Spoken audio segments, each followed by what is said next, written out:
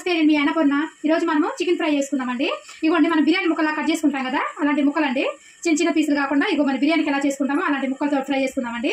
ఇవ్వండి, నేను ఇప్పుడు ఒక హాఫ్ కిలో చికెన్ తీసుకున్నానండి. హాఫ్ కిలో చికెన్లోకి 1 లీటర్ శుభ్రం కడిగేసానండి. ఉప్పేసి చికెన్ మొత్తం కడిగేసిన తర్వాత ఒక గిన్నె వేసుకొని 1 లీటర్ నీళ్ళు పోసానండి. ఆ లీటర్ నీళ్ళలోకి 1 స్పూన్ పసుపు, ఒక స్పూన్ అల్లం పేస్ట్, 1 స్పూన్ ఉప్పు వేసానండి. 3 వేసాను, పెట్టేసానండి. ఇప్పుడు పొయ్యి మీద పెట్టి ఉడికించుకుందాం. కొంచెము 80% ఉడికించేసుకుందామండి చికెన్ని. తర్వాత మనం ఫ్రై చేసుకుందాము. పొయ్యి పెట్టేసాను, మనం ఉడికించేసుకుందాం. ఒక 80% చికెన్ మొత్తం ఉడికిపోయే వరకు ఉడికించేసుకుందామండి. ఇవ్వండి, చికెన్ బాగా ఉడికిపోతుంది కదా, ఉడికిపోయిందండి చికెన్. చాలా వరకు మొత్తం ఉడికిపోయింది 80%.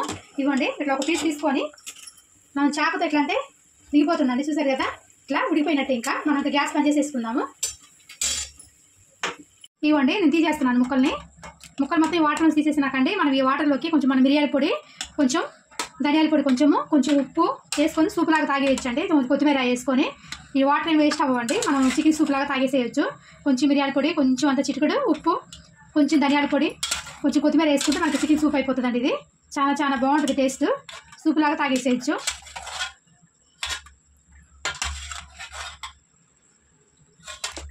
ముక్కలు ఆరిపోయినాయి కదా, ఇప్పుడు మళ్ళీ మ్యారినేట్ చేసుకుందాము. 1 స్పూన్ కారం అండి, ఇందాక కొంచెం వేసి ఉడకబెట్టాం కదా వాటర్లో. ఇప్పుడు కొంచెం ఉప్పు,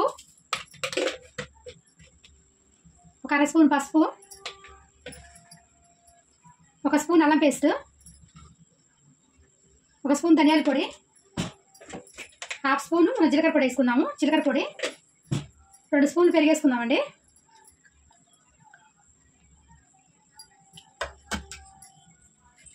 స్పూన్ గరం మసాలా వేసి కలిపేసుకుందాం. మొత్తము చేత్తో కలిపేసుకుందామండి. ముక్కలు మొత్తము ఇట్లా ముక్కలు పట్టేటట్టుగా మసాలాలన్నీ చేత్తో ఇట్లా కలిపేసుకుందాము.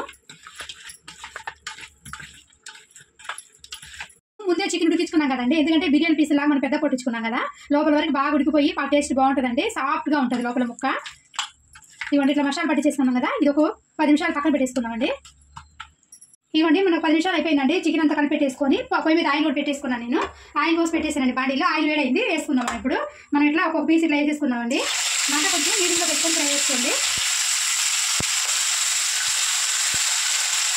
ఇది ఎన్ని పీసులు పడితే అన్ని పీసులు ఫ్రై చేసుకోండి.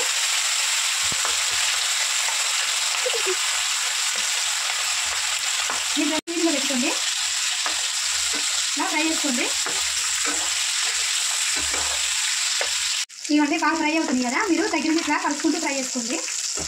ఇట్లా ముందుకి వెనక్కి ఇట్లా వేసుకుంటామండి. పీసు కొంచెం పెద్దగా ఉన్నాయి కదా, కొంచెం ఇట్లా ఫ్రై చేసుకోండి. ముక్కల్ని తిప్పుకుంటూ ఫ్రై చేసుకోండి. బాగా అయినా మనం ఉడకబెట్టుకున్నాం కాబట్టి తొందరగా ఫ్రై అయిపోతాయి, లోపల వరకు వెళ్ళిపోతాయి బాగా. మంట మాత్రం మీడియంలో పెట్టుకొని ఫ్రై చేసుకోండి. ఇవ్వండి, బాగా వేగిపోయింది కదా, ఇప్పుడు తీసేసుకుందాము. మంచిగా ఎర్రగా వేయండి, చూసారా, తొందరగా వేగిపోతాయండి. మనం ఉడకబెట్టేసుకున్నాం కదా ఫస్టే, తొందరగా వేగిపోతాయి.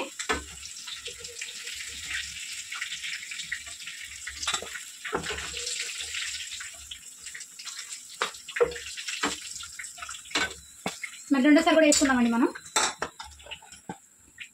ఇంకొన్ని ఉండే కదా పీసులు, అవి కూడా వేసేస్తున్నాను నేను ఇది ఆయిల్లో.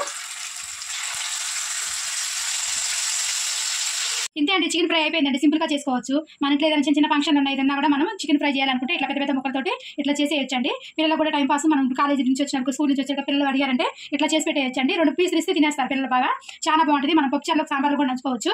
మనం ఒట్టిగా కూడా ఇట్లా టైం పాస్ తినేయచ్చండి. ఉల్లిపాయ నంచుకొని మనం నిమ్మకాయ పెట్టుకొని చాలా చాలా బాగుంటుంది టేస్ట్ మాత్రం. మీకు నచ్చితే మాత్రం చేసుకోండి. Like, share, subscribe our channel. ఇలాంటి మరిన్ని రెసిపీస్ కోసం గంట సింబల్ని కూడా మర్చిపోకండి. బాయ్.